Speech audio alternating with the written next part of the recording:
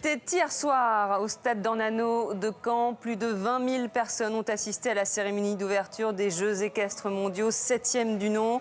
Des artistes, des cavaliers, des chevaux, des images dynamiques, des jeux de lumière spectaculaires pour un spectacle exceptionnel qui marque le début du plus grand événement sportif en France cette année, les Jeux équestres mondiaux. Bonjour, soyez les bienvenus à Caen, au village des Jeux, sur le plateau de France Télévisions. Caen, capitale mondiale du cheval, pendant 2 semaines. Bonjour Anthony Masto. Bonjour Émilie. On a vu la cérémonie d'ouverture hier soir ensemble et on va vous la faire vivre avec nos invités. Ouais, c'était un magnifique spectacle conçu, imaginé par Hélène Richard, la directrice artistique du collectif Scherzo, qui avait la lourde charge de la concevoir. Bonjour, merci d'être avec nous. J'imagine que ça va beaucoup mieux ce matin, soulagé ? Oui, forcément, on a toujours une grande inquiétude à ce que ça se passe bien, mais oui, on est très heureux. À vos côtés, Frédéric Leroyer de l'association Les Crins Normands, association du Pays d'Auge, qui a participé hier soir à cette cérémonie. Vous l'avez vécu de l'intérieur. Oui, vécu de Et l'intérieur. vous nous raconterez votre bataille d'Hastings hier soir au stade d'Ornano. Tout à fait. Également sur ce plateau, Fabien Grosbon, bonjour, directeur général du comité d'organisation de ces Jeux équestres mondiaux. Et à vos côtés, bonjour Alain Talon, conservateur des musées départementaux de la Manche, auteur, mais également hippomaniaque. C'est comme ça qu'on vous présente. Oui, absolument. Vous pensez Cette cheval faiblesse-là. matin, midi et soir. J'y pense beaucoup et souvent, en effet. Allez Anthony, on y va. Sans plus attendre, on va vous montrer les meilleurs moments de cette cérémonie d'ouverture. Il y en avait beaucoup, hein. Oui, il y en a eu beaucoup. 21 000 personnes dans le stade d'Ornano transformé en stade équestre. Voici les premières images. C'est parti. 21 000 personnes, c'était effectivement très impressionnant hier soir dans ce stade transformé. C'est la Patrouille de France qui a ouvert les festivités. Avec beaucoup d'officiels aussi. Beaucoup d'officiels. Et c'est bien sûr la garde républicaine qui a ouvert le bal, si j'ose dire. Oui. La garde républicaine. C'est très codifié. Hein. Très Les codifié. chevaux gris pour les tambours et les chevaux alezans pour les cuivres. La garde républicaine qui est la dernière unité à cheval de l'armée française. 480 militaires et civils, dont 10% de femmes. Et voici le capitaine Jacques Leblé qu'on vient d'apercevoir. Le revoilà, le capitaine Jacques Leblé. Toujours beaucoup d'émotions hein, quand la garde républicaine rentre comme ça sur ce stade. D'ailleurs, on la voit régulièrement dans les rues de Caen, sortir du parc des expositions pour aller au stade d'Ornano. Ça donne des scènes assez incroyables. On en a vécu une hier soir, c'était Ouais. assez étonnant. Avant la cérémonie, la garde républicaine qui se rendait au stade pour participer au spectacle. Alors, il faut savoir que les chevaux de la garde républicaine doivent mesurer 1,65 m minimum au garrot. Il faut que ce soit des chevaux chics, comme on dit, à la garde républicaine. Pas trop de sang, De bons aplomb, voilà. c'est-à-dire des chevaux bien droits. Voici Laurent Beauvais, le président de région, Laurent Fabius et Stéphane Le Foll, 2 ministres. 2 des ministres qui étaient là hier soir, parce qu'il y en avait d'autres. Il y avait du beau monde. Hein. Il y avait Bernard Cazeneuve, l'ancien maire de Cherbourg, l'actuel ministre de l'Intérieur.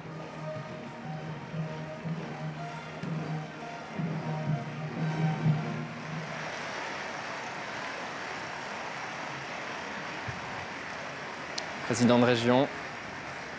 À ses côtés, la princesse Aya de Jordanie, la présidente de la Fédération équestre internationale. Et voilà le début du défilé des nations. Voilà. Et à chaque fois, c'est un percheron des haras nationaux qui va accompagner chaque nation. Et ça démarre bien sûr par ordre alphabétique, l'Afrique du Sud. 74 nations, on va regarder tout ça ensemble.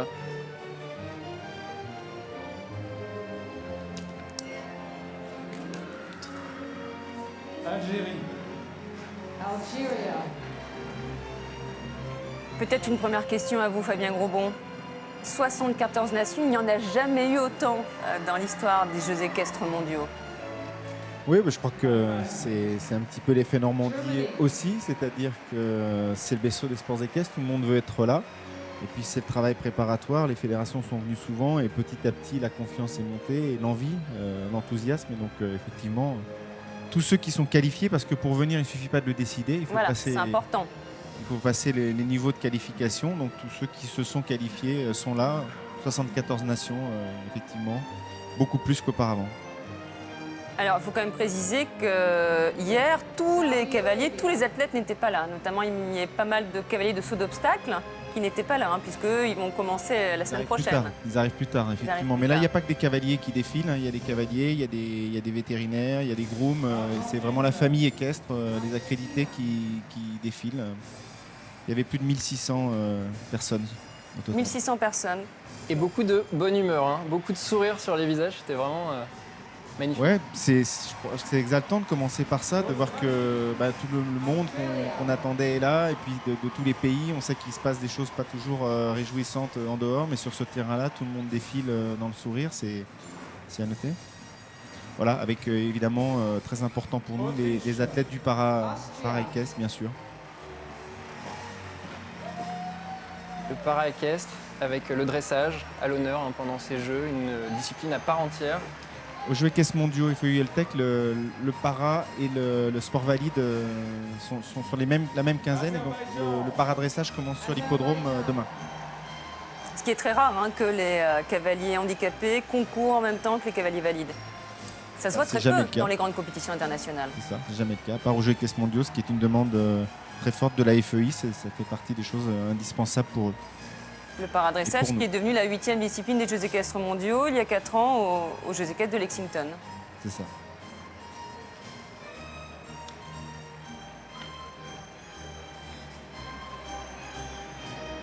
Alors, il y avait beaucoup d'enfants dans les délégations.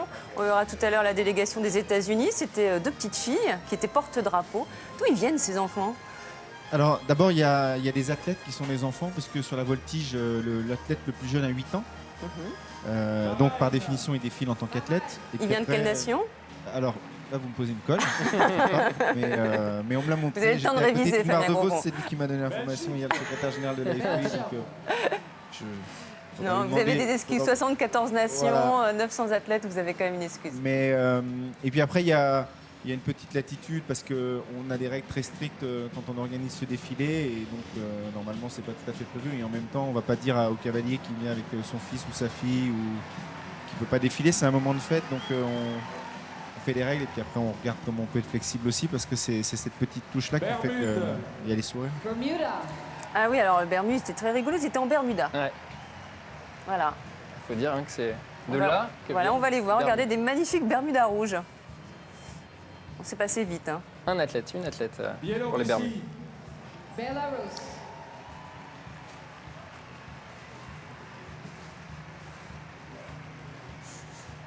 On sentait d'ailleurs de la part du public pas mal d'encouragement dès qu'une délégation était peu représentée avec 1 ou 2 athlètes. Le public applaudissait en disant c'est bien, c'est courageux d'être là. Brésil. Et Fabien Grosbon, vous ressentez quoi, vous, à ce moment-là? La cérémonie commence, c'est le début des Jeux, que vous préparez depuis de nombreuses années maintenant. Qu'est-ce qu'on ressent à ce moment-là?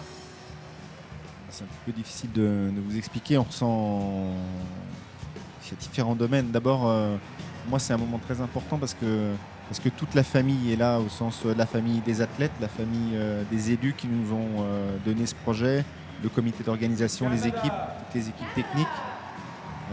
Et on se lance dans quelque chose qui est l'ouverture, c'est-à-dire qu'on n'a pas vraiment on a répété toute cette semaine, on a testé beaucoup de choses, mais c'est quand même un petit galop d'essai. On accueille pour la première fois 21 000 personnes, on teste en live le service de transport, etc. etc. Et on commence par sans doute ce qui est techniquement compliqué, parce que là, on ne voit pas trop ce qui se passe derrière les coulisses, mais Hélène en parlera, c'est juste un tour de force extraordinaire. Donc voilà, on n'a pas trop envie que le petit bug informatique de la veille se reproduise ce jour-là, ça serait gênant. Voilà, donc après c'est un aboutissement, parce que là je regarde ces images, chaque image il y a un millier de choses dont on pourrait vous parler, qui sont des petits détails que tout le monde a construits. Pour moi c'était très fort pour les équipes. Justement, qu'est-ce qui se passe en coulisses à ce moment-là, Hélène Richard? Eh bien, à ce moment-là, tout le monde, évidemment, chacun derrière ses ordinateurs ou bien prêt à donner le top pour le départ des nations, parce que finalement, les athlètes deviennent les acteurs du spectacle et donc ils sont traités à l'égal des acteurs du spectacle. Voilà, donc c'est une effervescence, bien évidemment, puisque là, c'est une séquence, disons, assez longue, donc tout le monde a le temps de se préparer, de se mettre en place. Donc la tension monte chez les artistes, c'est un moment de grande effervescence. Ça veut dire qu'ils se succédaient tous dans le tunnel qu'emprunte Cavalier des Chevaux pour rentrer sur la piste. Ils étaient tous à la queue leu-leu dans le tunnel. Voilà, effectivement, c'est tout à fait ça. On avait une cortège immense parce qu'effectivement, le stade d'Ornano est un stade de foot, c'est pas du tout un stade de spectacle. Donc, on n'a pas les équipements habituels pour un spectacle. Et donc, effectivement, on avait une ribambelle d'athlètes et d'officiels. Pour faire cohabiter tout ce monde aussi. Alors, les chevaux, voilà. C'était sur la piste et les percherons qui les attendaient. Mais effectivement, ils arrivent après. Oui, voilà, on a juste les croisements humains-chevaux se sont faits avec la garde républicaine, puisque la garde républicaine, son métier, c'est justement de savoir gérer les chevaux et le public. Donc effectivement, c'est le seul croisement que nous avons dû. Combien de techniciens en coulisses, combien de personnes justement pour orchestrer tout ça? Eh bien, en fait, il y avait plus d'une centaine de personnes. Donc, il y a un mariage, si je puis dire, qui s'est fait d'une manière très souple, très fluide entre les techniciens professionnels, qui sont des gens qui ont des tâches extrêmement précises, qui sont des experts dans leur domaine, et puis l'ensemble des bénévoles qui nous ont, je dois dire, vraiment épatés parce qu'on a eu affaire à des gens extrêmement motivés, compétents, à l'écoute et qui se sont mis tout de suite dans le bain. Ça, c'était vraiment extraordinaire. Et alors vous, Frédéric Leroyer, à ce moment-là, qu'est-ce que vous faisiez? Vous étiez en train de détendre vos chevaux, de répéter la bataille d'Hastings? La répétition de la bataille d'Hastings était déjà faite. Ouais. Maintenant, effectivement, on travaillait les chevaux à l'extérieur pour les détendre au maximum parce que pour nous, c'était une grande première d'intervenir dans un stade avec autant de monde. Donc l'idée, c'était d'avoir des chevaux qui soient sereins dans leur tête, justement, pour arriver dans de bonnes conditions sur le stade. C'était une vraie fourmilière autour de ce stade hier soir, tous ces chevaux qui se préparaient, toutes ces nations qui s'apprêtaient à défiler. C'est vrai que c'est un spectacle à part entière finalement, ce qui se passe autour, dans les coulisses. Oui, nous, Hélène Richard. en tant que professionnels, c'est vrai que ça nous échappe un petit peu, puis on est dans la concentration du début de spectacle. Mais c'est vrai que c'est aussi cette effervescence, les choses qui bougent dans tous les sens, ça peut effectivement constituer une autre forme de spectacle. Alain Talon, vous a pas encore entendu sur cette cérémonie d'ouverture. Vous l'avez vu, vous, en tant que spectateur, comme nous. Et de près, on vous a même vu tout en bas, Ouais. au bord Vous de la êtes- piste. Oui, Vous n'étiez pas loin de la princesse Aya, c'est louche. Ouais. j'ai eu la chance effectivement de vivre depuis le carré, depuis le stade de l'intérieur, donc cette très belle cérémonie, très émouvante, avec différents tableaux historiques. Et de mon point de vue, pour moi personnellement, les jeux ont vraiment débuté lorsqu'on a vu arriver dans le stade la délégation française. Là, il y a eu, au-delà d'une émotion qui est déjà très palpable, très importante, Non, mais très dites pas intense. tout, dites pas tout. C'est le clou de la fin du défilé des nations. Alors- Mais on se doute bien que c'était le Oui, clou. c'était vraiment très très émouvant. Et puis voir côte à côte ou presque des athlètes qui venaient de Palestine, Ouais. d'Israël, c'était pour moi aussi très, très émouvant parce que les jeux doivent aussi donner à comprendre l'autre, à le respecter, à le découvrir. Et c'est aussi en ça que le cheval peut être un animal extraordinaire. Les nations qui défilent par ordre alphabétique, et c'est la France, bien sûr, le pays qui accueille ces jeux, qui va fermer le banc. Cette cohabitation, justement, Fabien Grosbon, directeur du comité d'organisation de ces Jeux, cette cohabitation entre des nations ennemies, comment ça se passe? Je crois que là, vous touchez un sujet qui n'est pas tellement le mien, mais politique, mais en tout cas... Enfin, en tout cas, vous le prenez en compte quand même au comité oui, on le d'organisation. prend en C'est quelque compte, chose que vous avez en tête. Bien sûr, dans plein de dimensions que je ne vais pas dévoiler ici, mais je crois que voilà, souvent, entre ce qui se passe, ce qu'on s'en dit politiquement, et puis ce qui se passe sur le terrain quand les gens fraternisent, on est quand même à deux mondes différents. Et au sein des délégations, ça se passe très très bien. On imagine que la délégation palestinienne et la délégation israélienne ne sont pas dans le même hôtel. C'est pas impossible. Tout comme la délégation ukrainienne et la délégation russe, peut-être. Pas impossible non plus. Merci Fabien. Il y avait beaucoup d'invités de marque hier soir, il y avait beaucoup de membres du gouvernement. Je suppose que c'est un gros dispositif de sécurité aussi, cette cérémonie. Ouais, il y avait beaucoup d'invités de marque, mais alors je vais répondre complètement à côté de votre question si vous voulez bien. Il y avait beaucoup de gens qui sont des gens en difficulté, qui ont travaillé pour nous dans tout un tas de sujets qu'on a fait, dans des écoles, dans des associations. Et on en avait invité beaucoup parce que les Very VIP, c'était aussi ces gens-là pour nous. Parce que l'équitation, c'est souvent un peu une histoire exclusive qui n'est pas la réalité de l'équitation. Et donc, dans ces gradins, il y avait beaucoup de billets qui étaient aussi pour des gens qui pensaient que c'était pas pour eux et qu'on était très contents d'avoir avec nous parce que c'était leur fête. Après, il y avait aussi, comme vous l'avez dit, pas mal de ministres, beaucoup d'élus de la région, tous nos ambassadeurs, ceux qui portent le projet, qui sont des people, on peut dire, qui aiment le cheval. Et voilà, tous ceux qui nous ont portés. Et puis Hélène l'a dit tout à l'heure, être bénévole sur cette cérémonie, ça n'a pas été de tout repos. Et quand on voit ce qu'ils fabriquent et avec la facilité finalement avec laquelle ça se fait, c'est juste incroyable. Quand on était comme moi assis à regarder ça un peu de loin, c'était fort. Est-ce que Manuel Valls aime le cheval? A-t-il pratiqué déjà l'équitation? C'est une question qu'on se posait hier en le voyant. Bah écoutez, c'est une question qu'il faudra que vous lui posiez directement, Bon. mais je pense qu'il était... Est-ce que parmi les ministres content. qu'il y avait hier, il y avait des cavaliers? Oui, bien sûr. Parmi les ministres qui étaient hier, il y en a un qui est un cavalier de très bon niveau, qu'il a été Laurent Fabius. Laurent bien sûr. Fabius. Fabius passionné de chevaux. La tête et les jambes, souvenez-vous. C'était Non. sur votre chaîne, non? Vous nous parlez de Laurent Fabius cavalier, Alain Talon? Écoutez, je ne suis pas un expert je dirais en homme politique équitant, mais effectivement, il est réputé pour être effectivement un bon cavalier de CSO. Hein. Ce qui est une preuve effectivement de son goût pour la Normandie et pour le cheval. J'aimerais, si possible, rebondir sur, si vous m'autorisez, sur ces très beaux tableaux historiques. J'étais très ému effectivement de voir comment vous avez préparé cette scène sur Hastings, parce que On va la voir On tout verra à tout à l'heure. l'heure, on en va la parlera voir tout à longuement l'heure tout à et l'heure, Frédéric nous la racontera Frédéric Leroyer nous la racontera de l'intérieur. Mais on sent que vous avez été touché par ce tableau. Venant d'Alain, c'est un véritable compliment. Maintenant, on en parlera effectivement tout à l'heure, mais on a simplement fait un petit tableau représentatif de ce qu'on pouvait faire, notamment à Hastings. On en parlera un peu plus longuement tout à Ouais, l'heure. ouais, ouais. On va continuer de regarder ce défilé des nations. Alors à chaque fois qu'une nation avait terminé son tour de stade, eh bien, le porte-drapeau restait, allait rejoindre les autres nations. Un des tours de force de l'organisation, c'est, Hélène le dira, c'est comme vous voyez, il n'y a qu'une seule entrée en fait dans le stade d'Ornano pour un cheval en tout cas. Et puis même les sorties pour les athlètes sont pas grandes. Hein.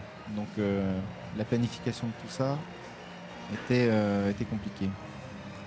En tout cas, vous avez choisi, ou ça s'est imposé, des percherons pour emmener ces délégations. Il fallait des chevaux calmes, des chevaux normands.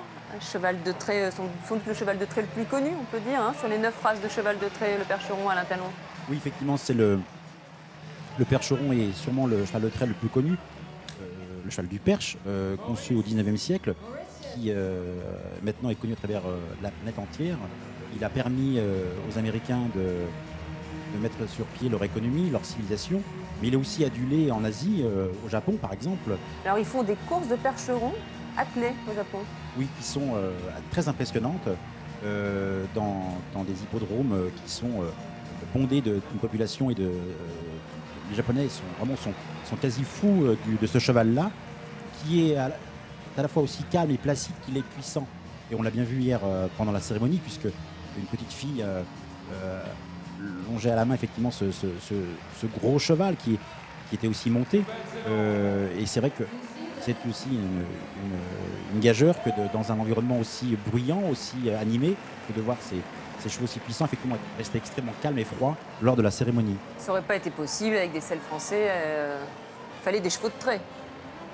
Mais en fait, c'était aussi Hélène un Richard. choix, à vrai dire, parce que je trouve que le percheron a une allure folle. C'est-à-dire quand on voit cette masse musculeuse trotter, je dois dire que c'est quelque chose de très émouvant, effectivement. Et puis, il fallait bien rendre hommage à la Normandie, mais c'était aussi une volonté esthétique, dirais-je, que d'avoir ces gros chevaux qui sont tellement, finalement, que l'on dit lourds et qui ont le pas très léger. Ils peuvent faire jusqu'à 1200 kg. Jusqu'à 1200 kilos, un percheron. Là, ils font combien à peu près, là, Alain Talon? Ce qu'on voit. Une tonne, je pense. Ouais. On a des modèles moyens, effectivement. On a deux types de percherons. On a le postier qui est plus léger, et puis le percheron de trait, qui était utilisé notamment aux États-Unis pour labourer ces très grandes prairies. Là, on a des chevaux intermédiaires, mais quand même très puissants et comme vous l'avez souligné, effectivement extrêmement puissants, musclés, mais placides et souples. Et c'est un spectacle dans le spectacle que d'admirer les percherons. Les percherons qui proviennent des haras nationaux, hein. La plupart venaient du Pin d'ailleurs. Hein. Il y a du haras national du Pin dans l'Orne. Où auront lieu des épreuves de concours complet, notamment Oui. Le cross. Avec le cross, très attendu. Hein. Avec 50 000 personnes, je crois, attendues sur le cross. Ça va être énorme. Ouais, 50 000 personnes sur le cross au pain, à guichet fermé. À guichet fermé, ouais. On espère que la pluie ne sera pas au rendez-vous, parce qu'un cross dans la boue, ça va être encore plus difficile, mais bon. Mais non, il pleut pas en Normandie. Dans la Il va boue, faire c'est beau aussi pendant 15 jours. le sport. L'équitation est un sport d'extérieur, hein, Ouais. donc le show must go on. Enfin, en tout cas, hier, ça a arrangé tout le monde qu'il n'y ait pas de pluie quand même. Hein.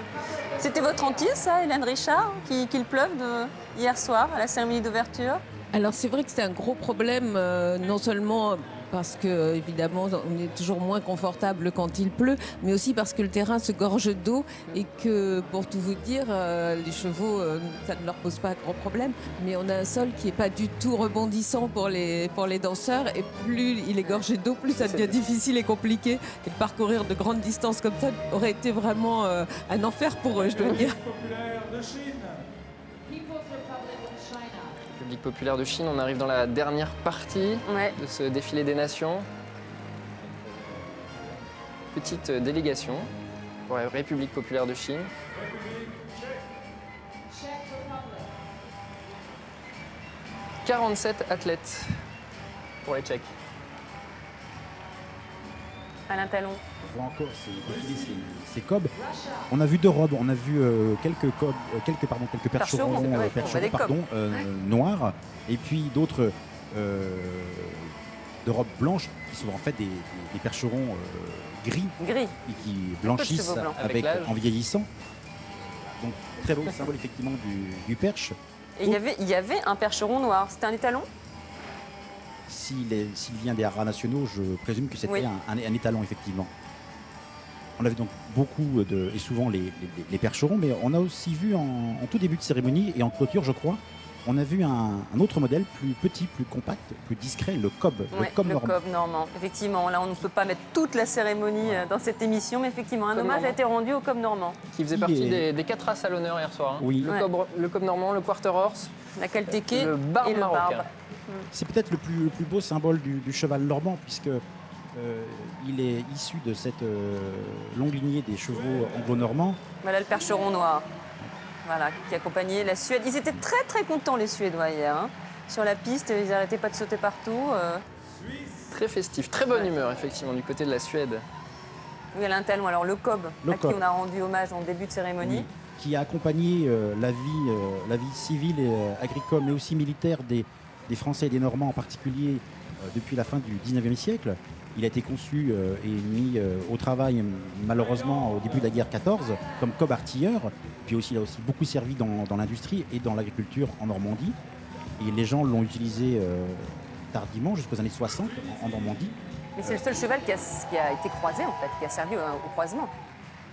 Oui, dire qu'il est issu d'une lignée. On a en Normandie issu donc de ces chevaux anglo-normands qui sont élaborés au 19e siècle. On a 3 rameaux qui sont le cob normand dont on vient de parler, le sel français que l'on va beaucoup voir, j'espère, Oui. à l'honneur dans les jours qui viennent. Surtout en saut d'obstacle. Voilà, le cheval de Mhm. sport par excellence, le cheval d'obstacle. Et puis donc le trotteur qui aussi a été brièvement évoqué, peut-être on en reparlera. Donc qui sont les trois rameaux du cheval anglo-normand développé au 19e siècle. Et le cob effectivement est un très beau symbole, cheval mixte, qui servait tous les jours pour les familles normandes, au travail, pour labourer, pour aussi aller à la messe, à l'enterrement. Ah, on arrive vers la fin là, de ce... Parce que le cob normand soit le premier cheval à fouler la pelouse, le sable pelouse. dans l'anneau, et ce sera aussi le dernier à sortir Voilà. le 7 septembre. Voilà. Venezuela, le dernier pays avant La France Là est là. encore, on entend Voilà. la clameur dans le stade quand, regardez, la délégation française est rentrée. Et voilà. Alors là, ça a été, le stade s'est enflammé. Hein. On peut dire qu'on a eu des frissons. Hein. Oui, on peut le dire, on peut le C'était, dire. Ouais, tout il y à a même fait. eu une hola dans le stade. C'est C'est vraiment... pas être chauvin que dire que la tenue de la délégation française était très élégante. Il n'y a pas de parti pris, mais vraiment, c'était très élégante. pas du tout de parti pris. Hein. Pas du tout. Non. Près de 200 personnes dans la délégation française. Et une très bonne humeur. On espère quelques médailles.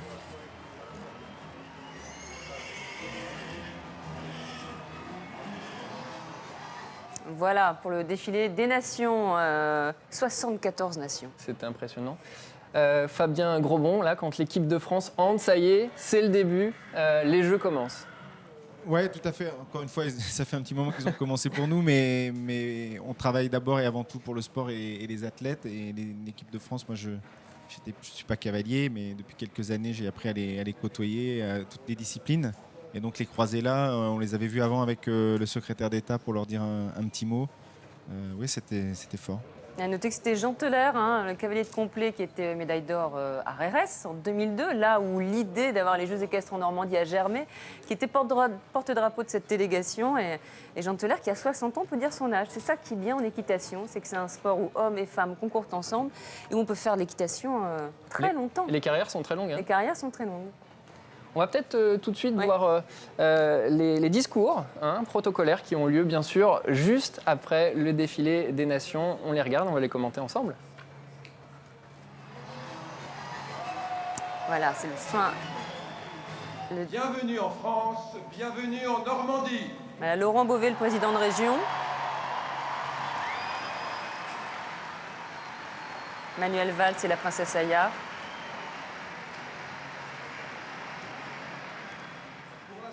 Pour vous accueillir, nous avons rassemblé 3000 sourires, 3000 mains tendues. Je veux parler bien sûr de nos 3000 bénévoles, auxquels je tiens à rendre un hommage particulier. Voilà, Laurent Beauvais qui est aussi le président du GIP, hein, ce groupement d'intérêt public, pour faire travailler ensemble partenaires privés et publics. Voilà, la princesse Aya. Mes amis, ces 16 prochains jours, nous allons voir des performances formidables et incroyables dans 8 disciplines de la Fédération équestre internationale. Les Jeux équestres mondiaux Holtec 2014 enregistrent un record de participation avec 967 athlètes et 1113 chevaux venant de toutes les régions de la planète. Au nom de tous ceux qui sont là ce soir et de tous ceux qui se réjouissent dans le monde de ces 7e Jeux équestres mondiaux, je veux remercier la Normandie, les Normands pour leur accueil si chaleureux dans cette magnifique région. Je veux aussi remercier le comité d'organisation des Jeux équestres, Holtec, et tous les bénévoles qui ont donné si généreusement de leur temps et de leur énergie. Ces Jeux ne pourraient pas exister sans vous. Et bien sûr, je veux remercier les athlètes qui sont venus jusqu'en Normandie pour poursuivre leurs rêves. Vous êtes l'élite de ce sport. Vous avez gagné le droit, grâce à votre travail difficile et dévoué, de participer à ces Jeux. Au moment où vous allez aborder la compétition, je vous demande de réfléchir un moment à l'emblème qui a été développé spécialement pour ces Jeux 2014. Cet emblème illustre l'harmonie divinante de la relation respectueuse entre l'homme et le cheval. Votre expérience et votre savoir-faire qui font de vous des athlètes de très haut niveau doivent servir d'exemple au monde entier.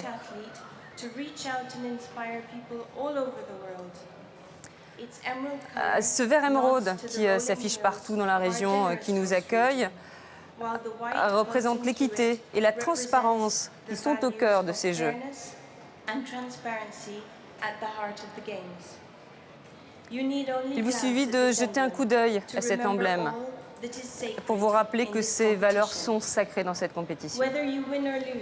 Que vous gagniez ou que vous perdiez, ces Jeux sont le summum de votre carrière. Je suis confiante que vous allez bien représenter votre sport et être de vrais champions. Je vous souhaite une très bonne chance. C'est la première fois dans l'histoire des Jeux équestres mondiaux que nous accueillons un Premier ministre à notre cérémonie d'ouverture. Nous en sommes très honorés. Et ce serait le plus grand privilège pour moi d'inviter Monsieur le Premier ministre à déclarer nos Jeux ouverts. C'est la première fois de l'histoire des Jeux équestres mondiaux. Une fin de discours en français. La princesse Leia, qui a passé 8 ans à la tête de la Fédération équestre internationale et qui est cavalière, qui a représenté la Jordanie aux Jeux olympiques de Sydney en 2000, en saut d'obstacle. Un grand privilège d'inviter Monsieur le Premier ministre à déclarer les Jeux ouverts. Merci.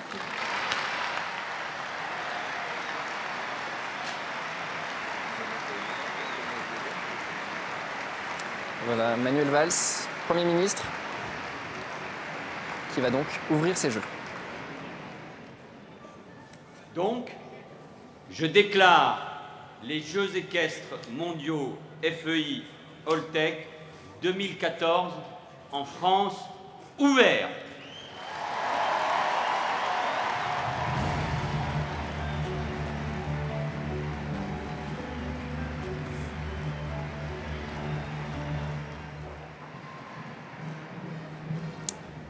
Et le retour de la garde républicaine.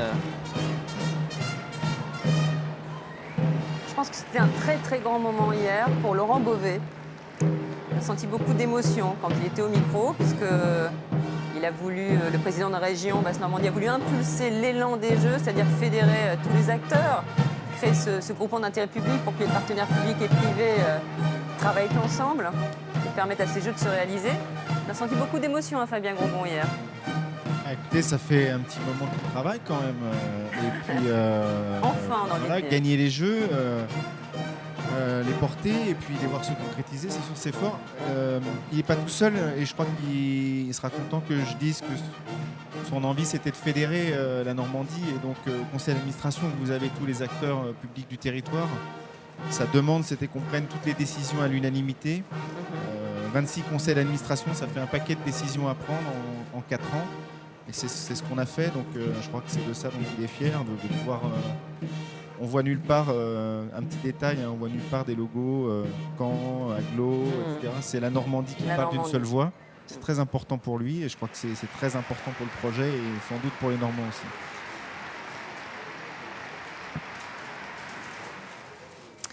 Et l'équitation doit être un sport vertueux. On l'a bien entendu, on l'a bien compris hein, dans le discours notamment de la princesse Aya. Oui, comme tous les sports, un petit peu plus pour nous, parce qu'évidemment, il y a l'athlète humain, mais il y a l'athlète équin. Et le bien-être des chevaux, c'est une des devises de la Fédération équestre internationale. C'est une préoccupation de la Fédération française d'équitation. C'est un devoir du comité d'organisation. Donc, effectivement, dans tous les domaines de l'organisation, c'est au cœur des préoccupations. Avec un serment solennel hein, Oui. sur le drapeau de la Fédération équestre internationale, juste après ces discours. Voilà, un serment prêté par la juge de dressage Anne Prin. Et pour les athlètes, c'est Kevin Stott, notre cavalier bas-normand, qui a donc prêté serment en anglais. Le dopage, ça existe dans le monde du cheval. Il ne faut pas se voiler la face. Peut-être, c'est pas tellement la question du jour. Joker, on en parlera plus tard dans ces jeux. Pas de ou joker, après. je pense que c'est pas un sujet. En tout cas, il y a des choses qui sont faites. Enfin, voilà, il y a beaucoup de vigilance, il y a des vétérinaires qui sont là. Il y a... Bien sûr, Suis ça de très près. comme dans tous les sports, je veux dire, ici on fait les championnats du monde, l'intégrité sportive c'est la base, on ne gagne pas si on triche. Vous savez, moi je viens d'un sport où il y a un joueur de tennis qui a préféré remettre la balle de match plutôt que de gagner sur une erreur d'arbitrage, ce qu'il pensait en tout cas peut-être être une erreur d'arbitrage, il s'appelle Mats Wilander. Il a dit on rejoue parce que moi je ne peux pas gagner sur une balle où on ne sait pas si j'ai vraiment gagné. Voilà, les athlètes qui viennent ici, ils travaillent toute leur vie pour un truc qui dure 1 minute 30. Ils ont ça au fond d'eux. Enfin, ça existe comme dans tous les sports, notamment dans l'endurance. On aura l'occasion d'en reparler quand on fera un focus de l'endurance pendant la semaine. On revient à la cérémonie d'ouverture de ces Jeux équestres. Place au spectacle. Ouais. Très beau spectacle. Mise en scène, pensée par vous, Hélène Richard. Ça fait 1 an et demi, vous me disiez, que vous travaillez sur ce projet. Oui, effectivement, c'est une somme de travail assez importante puisqu'on a travaillé, notre volonté était de réunir toute la diversité du monde du cheval, donc que ce soit les races, mais que ce soit aussi la représentation des disciplines et donc toute cette, toute la diversité de la relation homme et cheval à travers le sport, mais aussi à travers l'histoire, le temps et la géographie tout autour du monde.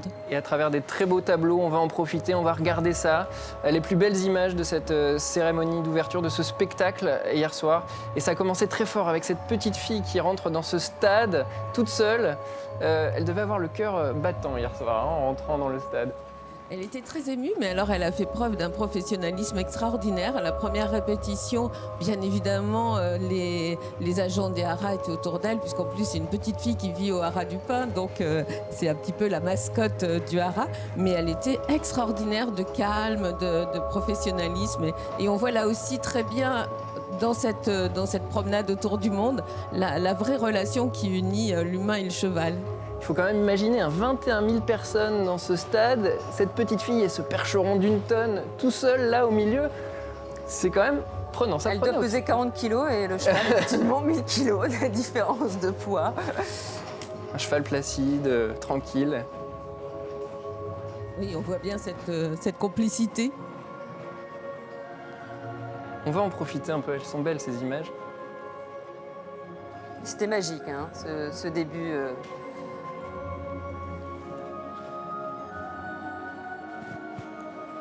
Bon son qui m'a beaucoup touché, qu'on n'avait pas partagé avant, mais il faut laisser les pros fabriquer ce rêve finalement.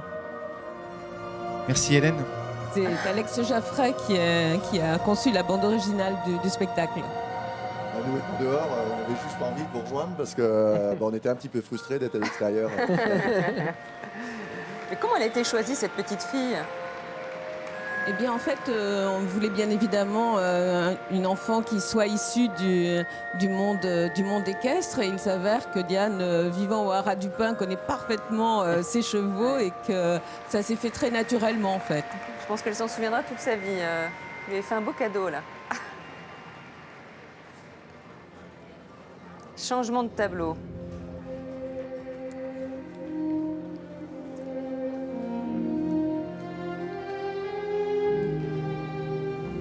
Alors là, on va découvrir les continents. Cheval universel, présent sur tous les continents, j'imagine que c'est ça le message. Tout à fait, c'est présent sur tous les continents et dans la mémoire des hommes, puisqu'il est représenté on a des représentations qui datent de 35 000 ans, donc c'est vraiment une histoire parallèle, une histoire commune. C'est un vecteur commun à toute l'humanité finalement, le cheval. Alors parlez-nous de cette troupe de danseurs, hein, Hélène Richard. Ils viennent d'où, tous ces danseurs ? Alors ce sont des danseurs pour la plupart normands, parce qu'on a tenu effectivement à un ancrage dans le territoire. Et puis il y a beaucoup de talent en Normandie, donc on a effectivement fait un casting très très normand. Ils étaient combien là, les danseurs ? Eh bien nous avions 60 danseurs. 60 danseurs dont une petite quantité de danseurs professionnels qui encadraient des danseurs amateurs et semi-professionnels qui étaient, là encore je dois le dire, d'un très très très bon niveau.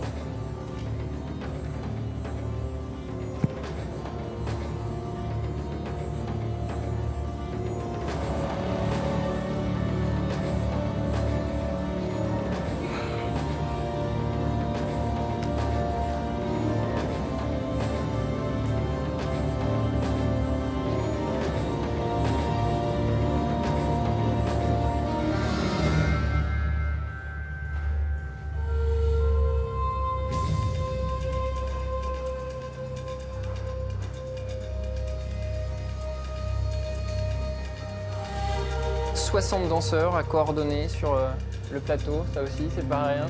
Dans un stade à 360 degrés, il faut que tout le public puisse en profiter. Pas facile ça de concevoir un spectacle comme ça à 360 degrés. Eh bien, effectivement, on ne bénéficie ni d'arrière-scène, ni de coulisses. Toutes nos coulisses sont virtuelles, donc nos coulisses étaient faites de zones d'ombre, en fait. Donc tout ce qui était hors plateau se faisait dans la périphérie du terrain. Et donc on a constitué comme ça des coulisses virtuelles. Mais il est vrai qu'en termes de mise en scène, on doit penser à tout le monde. C'est-à-dire que les choses doivent tourner en permanence de telle manière que chaque partie du public puisse voir à un moment donné une partie du spectacle et sente qu'elle lui est destinée et que ça s'adresse à lui. C'est extrêmement important. On se demandait souvent comment il faisait pour se repérer. Comment il faisait pour se repérer sur le sol. Parce qu'effectivement, il y avait les éclairages, tout ça, mais c'est quand même pas évident. Le stade est très grand. Eh bien ça c'est l'apanage, si je puis dire, des danseurs. Ce sont des gens qui savent compter et se repérer dans l'espace. Donc ça c'est quelque chose qui est appris très tôt dans la danse en fait. Et donc avec le fait de compter, eh bien, on compte le nombre de pas, on compte les mesures et on a comme ça toujours des repères dans l'espace et dans le temps.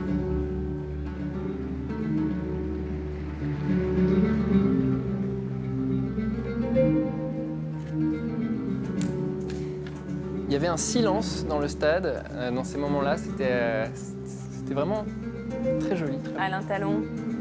On le voit à travers ces très belles images. Le cheval est un support culturel extraordinaire. Le cheval de la Mongolie n'est pas le cheval du gaucho, du cowboy américain. Mais dans tous les cas, il y a un rapport extraordinaire entre l'être humain et l'animal. Il y a combien de races de chevaux dans le monde? Je vous pose une colle, là, Alain Talon? Oui, je ne sais pas. Beaucoup. J'ai essayé de poser une colle à chacun des invités. J'ai déjà embêté Pénègre. C'est réussi. On est entre 350 et 400. Ah bah voilà. Merci. Parce que figurez-vous que tout ça a commencé par une discussion avec un monsieur qui s'appelle Jean-Louis Gouraud. Eh oui, qui a écrit le Il m'avait dit dans un bistrot à 7h du matin un jour à Paris, ces Jeux équestres mondiaux, il faut rassembler toutes les races de chevaux en vrai à Caen. Donc on a commencé à travailler cette belle idée, sauf qu'il y a des petits problèmes sanitaires, que ça coûte trop cher, etc. Et donc petit à petit, on est arrivé à cette idée de ce fil rouge qui suit tous les jeux et évidemment la cérémonie qui s'appelle le Tour du monde en 80 chevaux. Ces histoires d'hommes et de chevaux, ces 80 histoires qu'on a demandé à Jean-Louis de nous écrire, qui sont dans Ouest France, France Bleu, etc. Chez Actes Sud dans un petit bouquin. Et puis finalement ces 4 races à l'honneur qui concrétisent physiquement, comme Normand évidemment pour l'Europe, la Caltéqué pour l'Asie, aux États-Unis, voilà, etc. Donc tout est dans tout. Donc 350, hein, vous m'avez dit 350. 360 et 400, ils ne savent pas trop, il y en a encore qui se créent. Changement de tableau, les dracars arrivent. C'était bluffant cet effet de la mer sur le stade. C'était bluffant.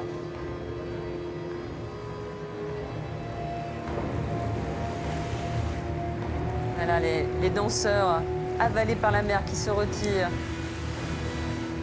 du stade.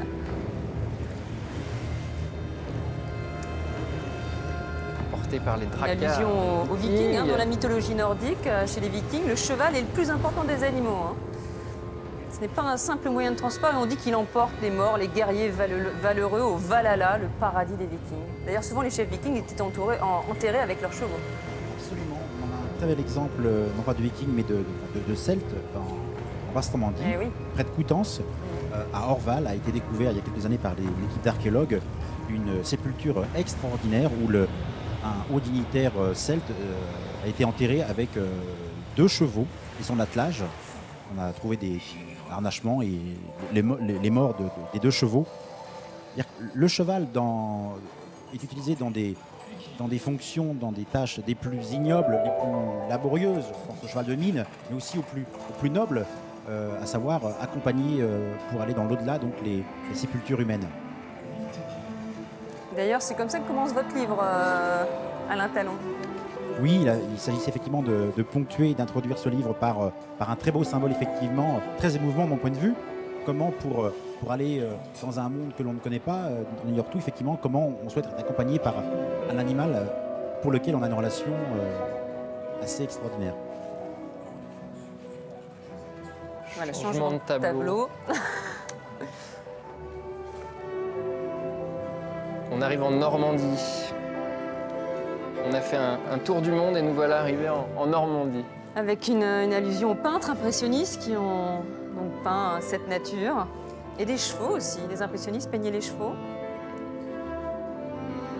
Alain Talon, puis Hélène Richard. Je vous en prie.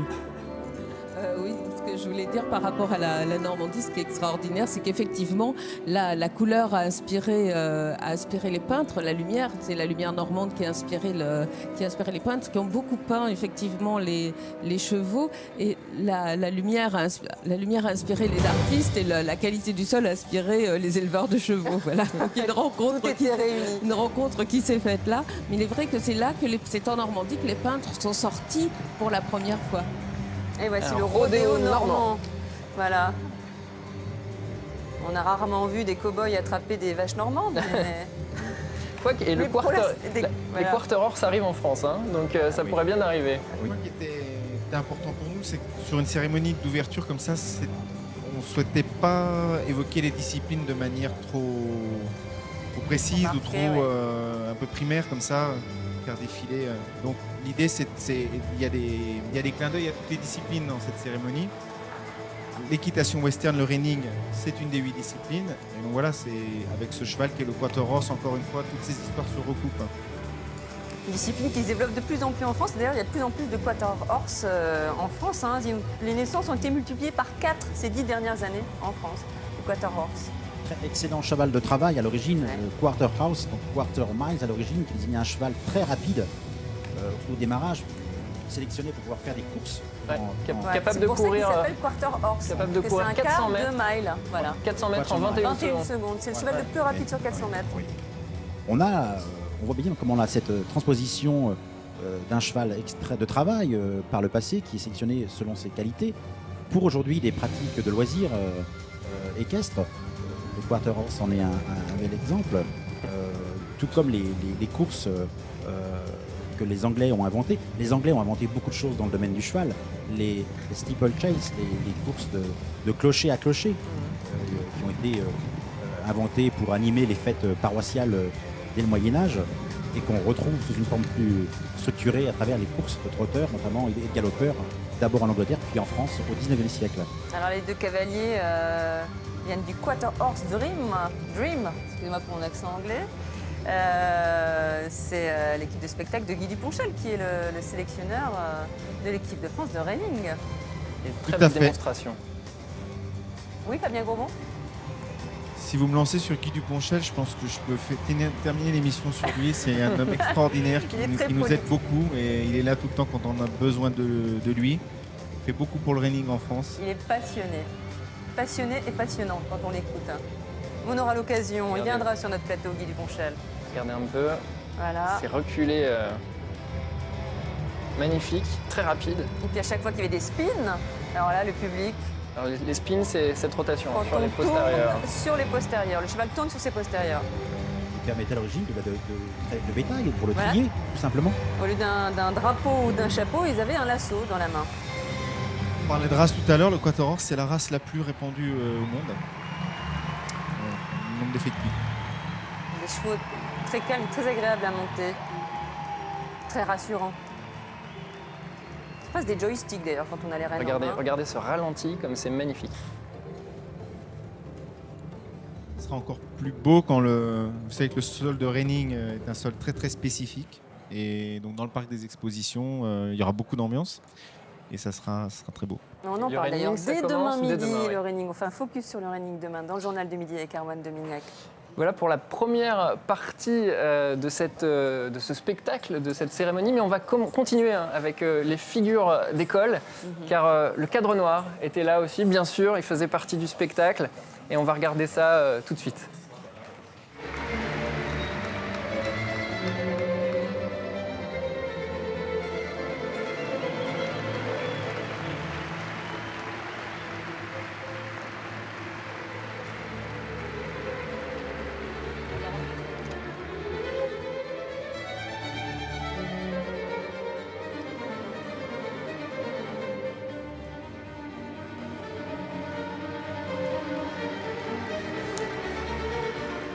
Hommage à la Guérinière. La Guérinière, on peut dire que c'est quoi? C'est le... On a vu, Alors il y en a deux, il y a deux la guérinière effectivement. connue. On a vu des illustrations tirées du traité de Robichon de la Guérinière, célèbre théoricien des arts équestres. Pierre Robichon de la guérinière, Voilà. Et écuyer du roi. absolument. Et c'est son frère Pierre Desbrosses de la Guérinière qui a fondé l'Académie équestre de Caen en 1728, qui a un quartier de Caen, porte toujours son nom, je crois.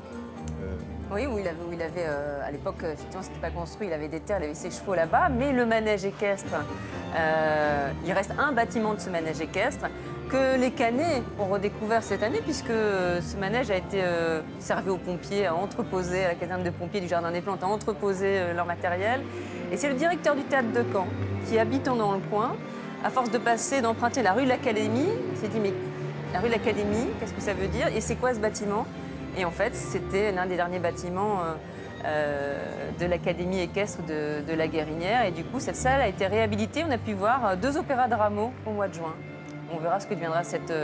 et d'ailleurs, et aussi d'autres spectacles avec les chevaux dans le manège équestre de la Guérinière.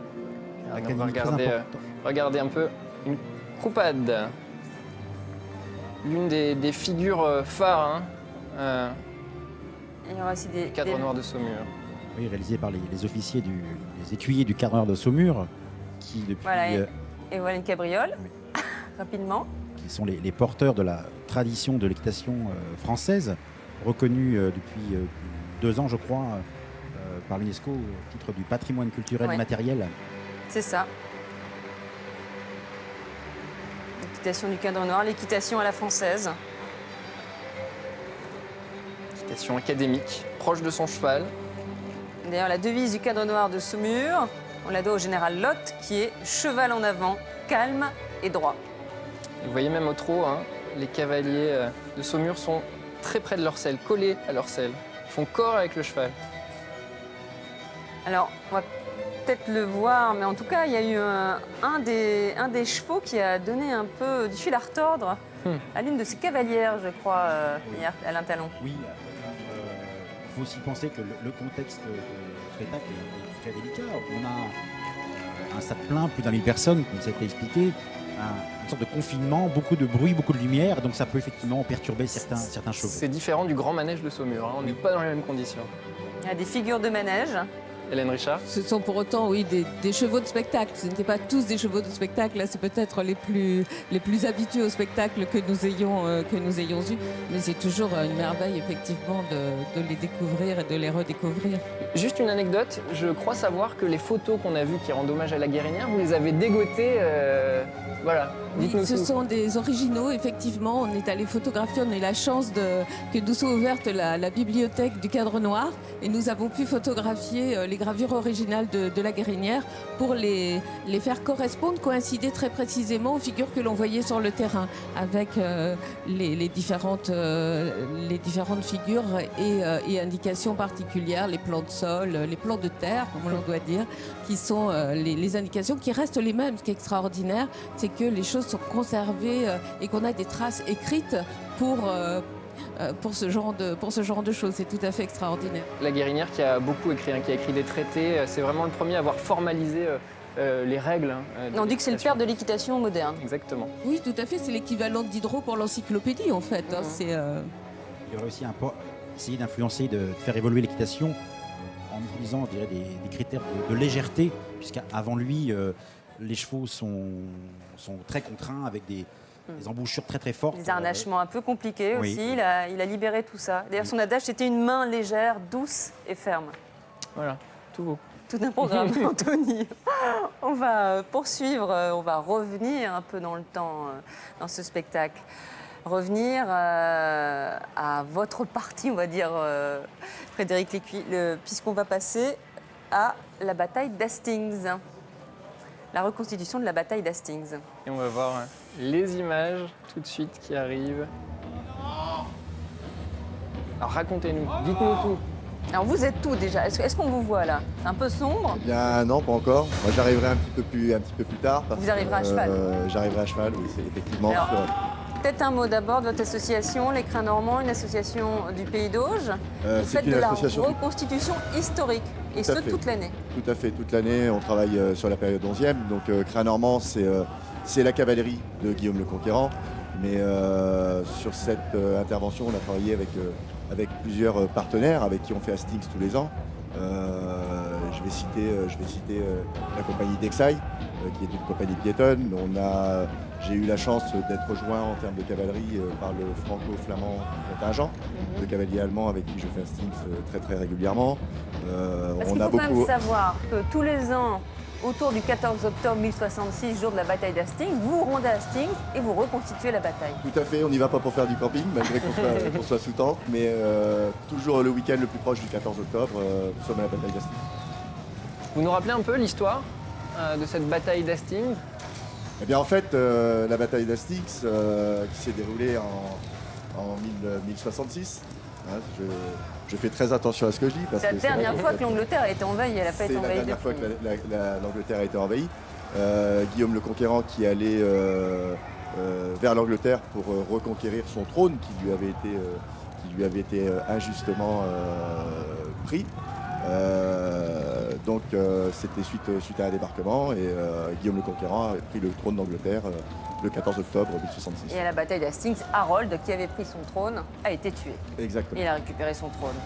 Vous êtes où là, Frédéric? Alors dites-nous, vous nous arrêtez quand on vous voit. Là, voilà écoutez, les archers. on devrait me voir arriver puisque je suis en tête de la cavalerie. D'accord. Et là, il y a des Anglais aussi hein, qui participent à la Oui, il y avait des Anglais, on a des Allemands Anglais aussi. qui nous rejoignent. On avait Amilès, les Belges, avec qui on travaille très très souvent.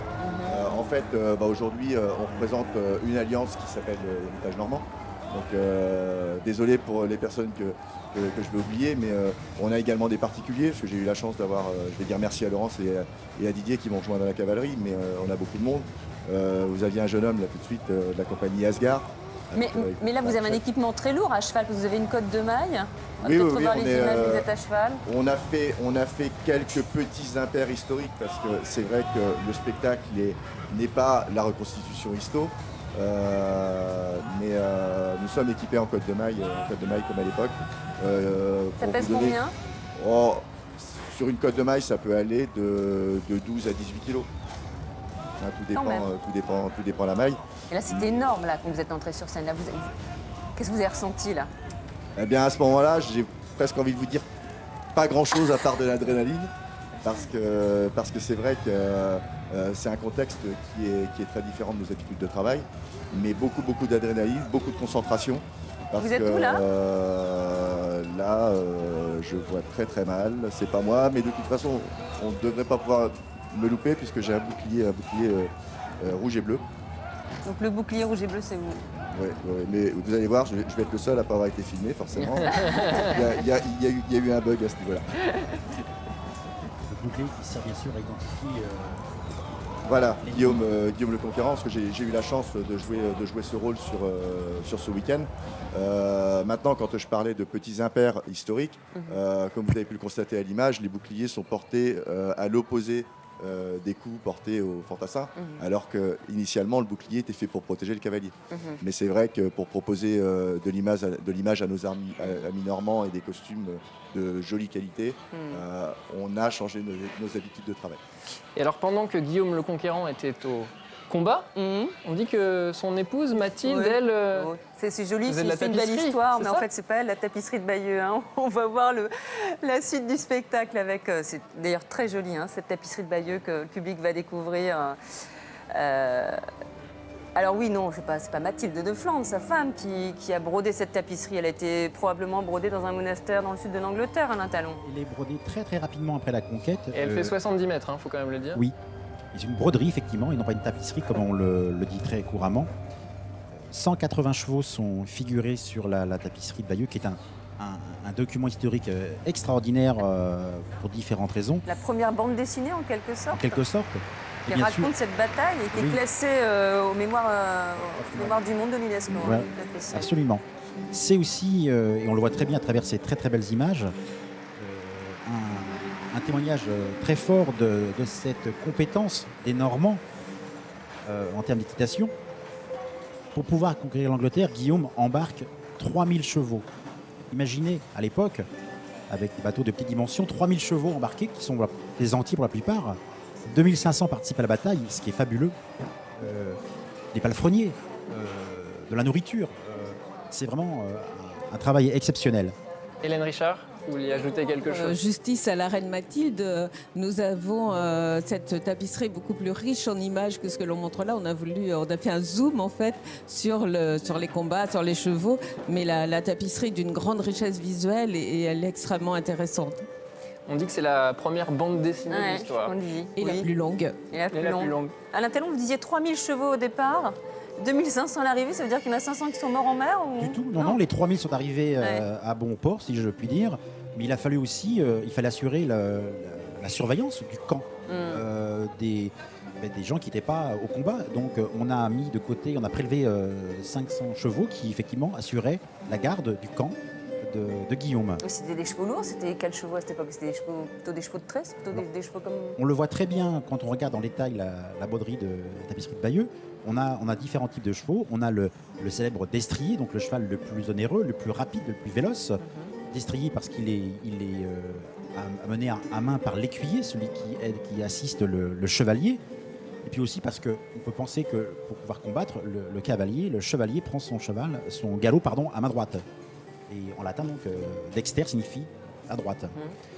On a aussi sur la tapisserie, on voit des palefrois qui sont des chevaux de transport, qui sont des chevaux mixtes en quelque sorte, qui sont un peu comme le cob en quelque sorte, des chevaux plus robustes, mais qui peuvent assurer des déplacements sur des longues distances. Alors, changement de plateau. Anthony. Voici le zootrope. Qu'est-ce donc un zootrope, Hélène Richard? Oui, alors c'était pour une facilité de langage parce que dire qu'il s'agit d'un phénactyscope, voilà, on est dans le pré-cinéma. Et nous, ce qui nous a intéressé de montrer à cette échelle-là, c'est comment dirais-je, la technologie du fin 19e qui montre enfin, qui prouve que le cheval vole. Et ça nous semblait extrêmement intéressant pour le public de retraduire cette découverte, cette invention des techniques de l'image. C'était très esthétique, c'était un très beau moment aussi, les zootropes. Voilà. Le cheval galope car il y a un temps en suspension. Oui, et en fait c'est un Français, c'est Marais qui invente cette technique de prise de vue qui reconstitue le mouvement. Et qui décompose le galop du cheval. Le galop, le saut, toutes les disciplines à cheval ont été largement étudiées, photographiées. Hommage à Ourmazdi, le cheval du siècle, comme on l'a baptisé. Le roi fainéant. Quadruple vainqueur du prix d'Amérique, grand trotteur, meilleur trotteur de l'histoire, on peut dire. Hein. Meilleur trotteur de l'histoire. Il a été invaincu pendant 522 jours. Et il est mort récemment, c'était en janvier 2013, au Rat de Gruchy, près de Bayeux. Il allait avoir 33 ans. Il allait avoir 33 ans, ce qui est beaucoup pour un trotteur quand même. Effectivement, il est mort à un âge très très avancé. Je crois qu'il était visité au quotidien. Il y a eu une passion pour ce cheval au-delà de sa carrière, qui aussi illustre ce rapport entre l'homme et le cheval. Et Ourasi, donc c'est le trotteur. Le trotteur, c'est aussi ce très beau symbole effectivement de ce qu'est le cheval en Normandie. Le trotteur a été en grande partie conçu dans la Manche au XIXe siècle, dans les marais de 40 ans, par un homme qui a, avant les autres, qui a eu raison en quelque sorte, M. Pierre-Étienne Joseph Lafosse, qui a donné beaucoup de son temps et de son argent, de sa passion et de son énergie pour pouvoir concevoir cette race de trotteur. Race extraordinaire qu'on connaît aujourd'hui pour le PMU, pour la course d'hippodrome, mais qui a été conçue d'abord pour des raisons extrêmement utilitaristes. Et qui a eu une carrière des talons décevante. Alors ça, c'était le clou du spectacle. On va peut-être même se taire pour regarder ces images, parce que c'était vraiment magnifique. On en parlera après.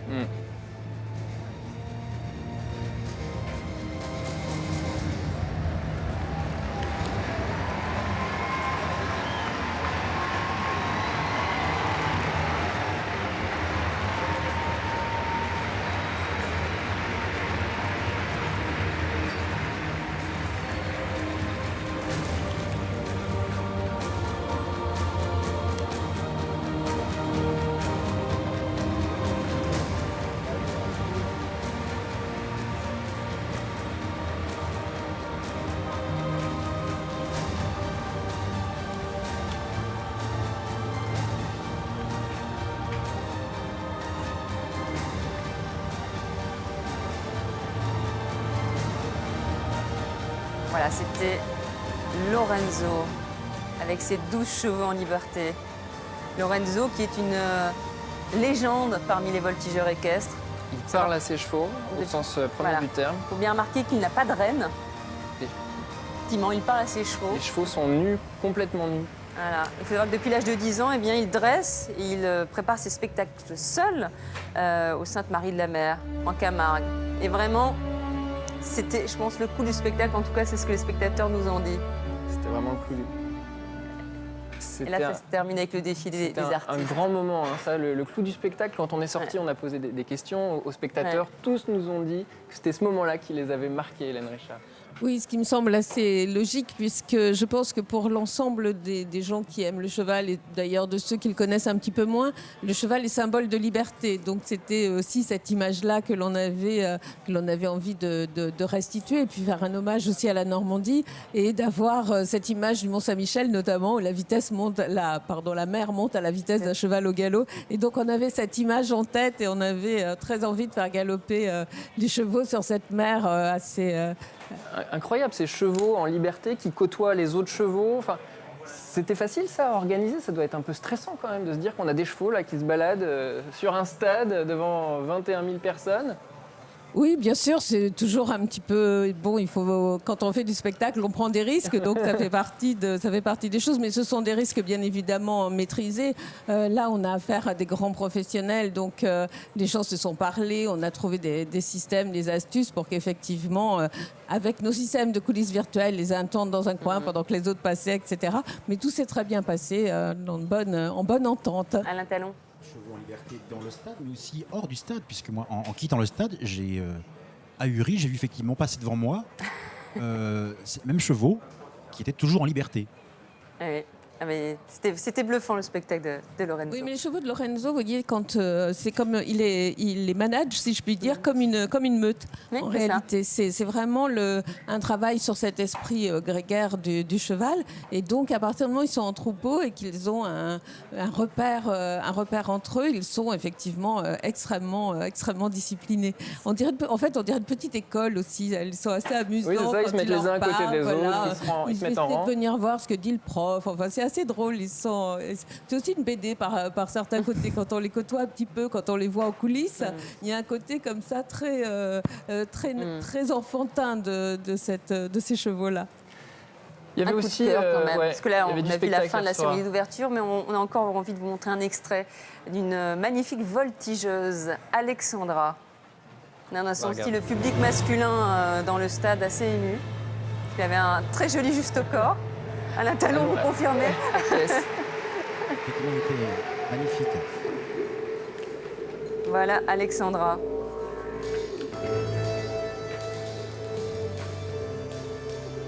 Magnifique de féminité et de gracilité. Enfin, c'était très émouvant, ce tableau vivant. Hélène Richard, cette artiste, elle vient d'où, Alexandra? Et Alexandra vient de la voltige professionnelle qu'elle a abandonnée il y a quelques temps des suites d'une blessure. Et c'était une retrouvaille avec la voltige quand on s'est rencontrés, qu'on lui a proposé de participer au spectacle. Elle a fait un entraînement très, très intense et je pense qu'elle a repris le virus finalement. Elle a envie de recommencer la voltige dans le cadre du spectacle. C'était une très très très belle rencontre. C'est vraiment magnifique. Vous parliez du cob, eh bien le cheval avec lequel elle travaille est un croisement de cob et de selle français, ce qui donne un animal d'une beauté, d'une pureté vraiment étonnante et qui est aussi très calme, parce que tenir comme ça sur un pied, sur un cheval au galop, c'est quand même assez extraordinaire. Et là, on a encore une illustration extraordinaire de cette complicité, de cette entente. On retrouve l'équilibre propre au cob normand et au selle français, parce qu'il faut maintenir dans un galop permanent très équilibré, ce qui est une difficulté technique majeure. Et puis signaler aussi tout le travail du longeur, qui est très important pour qu'elle puisse être à l'aise. Donc faire ce peu sur ce cheval, il faut que le cheval ait un galop extrêmement régulier. Et donc là, le travail du longeur est très très important aussi. Oui, ce sont effectivement 3 artistes que nous avons sur le plateau à ce moment-là, parce qu'effectivement, tout est dans la précision du longeur. Je tiens à dire aussi qu'Alexandra fait une performance assez rare, puisque le temps de voltige est en général beaucoup plus court que ce qu'on lui a proposé là. En compétition, on verra ça la deuxième semaine. Le Tour des voltigeurs, c'est 1 minute. Là, son spectacle durait 3 à 4 minutes, je pense, Alexandra. 3 minutes. Et on s'est dit que c'était très très long. Et d'ailleurs, on peut rappeler quand même que la France a vraiment des chances de podium en voltige. Peut-être 1, voire 2 médailles avec Nicolas Andréani et Jacques Ferrari. On verra ça la deuxième semaine des Jeux et on les recevra sur ce plateau.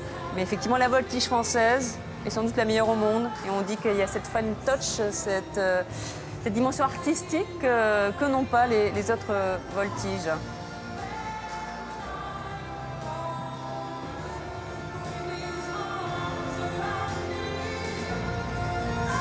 Ce qu'on peut dire aussi dans ce spectacle, c'est que les chevaux sont aussi les stars de ce spectacle parce que avec toutes ces lumières, dans le noir, le bruit, les applaudissements, ils ne sont quasiment pas bronchés.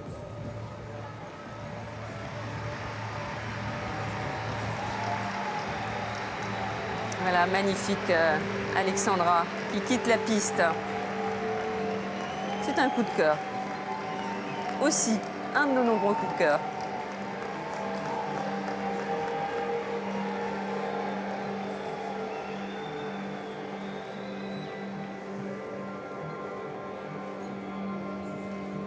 Chapeau aux équipes de France Télé aussi parce que... Merci Fabien Grosbon. Non, mais je regarde les ralentis, etc. C'est fait... bon, je les connaissais un petit peu du tennis, hein, on sait qu'ils sont pas trop mauvais. Merci Fabien Grosbon. C'est bien de les voir là. Revenez quand vous voulez sur ce plateau. Alors, Frédéric Leroyer d'Écrin Normand nous a quittés. Pourquoi? Parce que Frédéric Leroyer participe également à plusieurs animations dans le village des Jeux pendant tout le temps de ces Jeux équestres mondiaux.